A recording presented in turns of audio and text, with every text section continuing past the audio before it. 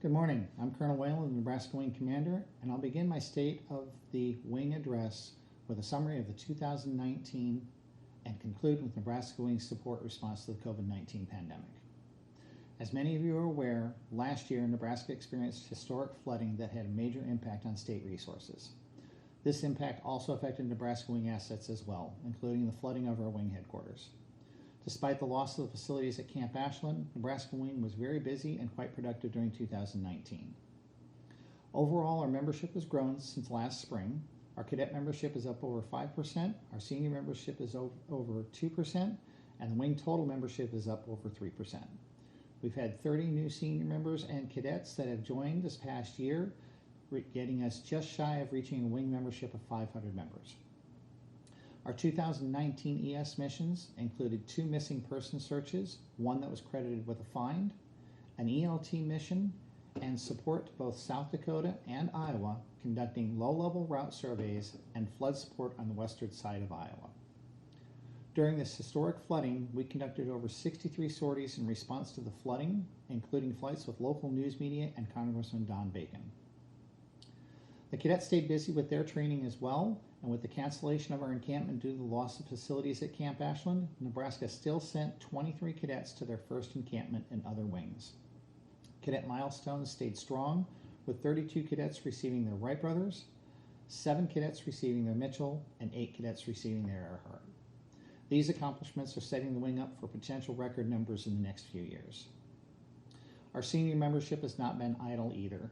The Wing NCO Corps has had a 300% growth rate since 2018, adding NCOs from Staff Sergeant to Chief Master Sergeant. Our senior members have also been busy with training to support the cadet program and their own professional development.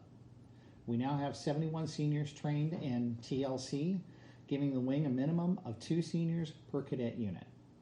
23 members completed Level 1, 5 completed Level 2, 1 completed Level 3, and 1 completed Level 5. In addition, we had multiple members that completed their Jaeger Award. Nebraska has also had an increase in orientation flights over 2018, with 295 orientation flights that were provided in fiscal year 2019 to CAP cadets, and 30 flights that were provided to ROTC cadets at both the high school and the college level. For fiscal year 2020, prior to the COVID-19 shutdown, we had already conducted 164 orientation flights for CAP cadets. We are hoping to resume those flights as soon as we come out of the shutdown. And as many of you are aware, Nebraska has been blessed with a $1 million endowment that was announced at the National Board meeting in Baltimore last year. We have been working hard, planning ways to use the endowment interest when we start receiving it in 2021. The Wing opted to roll over the current year interest to grow the endowment a little bit more. The units in the Wing received a $25,000 matching challenge grant from the donor to encourage recruiting and retention at the unit level. The challenge is currently on hold due to the COVID-19 restrictions, but will resume as soon as the restrictions are eased or lifted.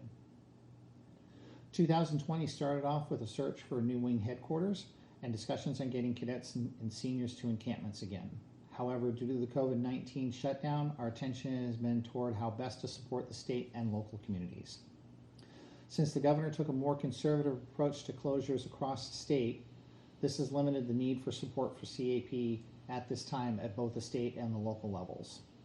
We are currently working with state and local agencies to ramp up support as testing is on the rise and pressure is felt to accomplish the testing in a timely manner and move supplies as agencies are starting to respond to requests.